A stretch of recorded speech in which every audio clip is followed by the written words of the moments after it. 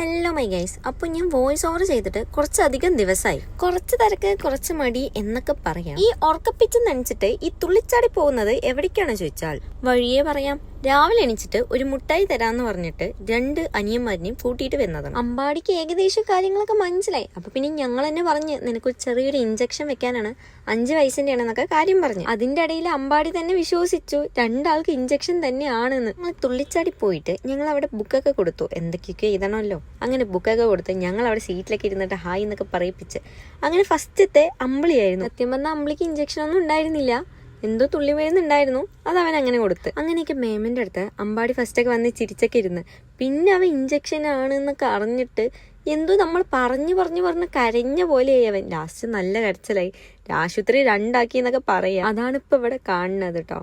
അപ്പം ഞങ്ങൾ 2 മുട്ടായും വാങ്ങിയിട്ട് ഞങ്ങൾ നേരെ വീട്ടിലോട്ട്. അപ്പം ഇന്നത്തെ വീഡിയോ ഇത്രയേ ഉള്ളൂ. അപ്പം ഇങ്ങനെ കൊണ്ടുപോകാൻ പറ്റില്ലല്ലോ. അപ്പം ചെയ്യേണ്ട സാധനങ്ങളൊക്കെ ചെയ്യുക. അപ്പം ശരി.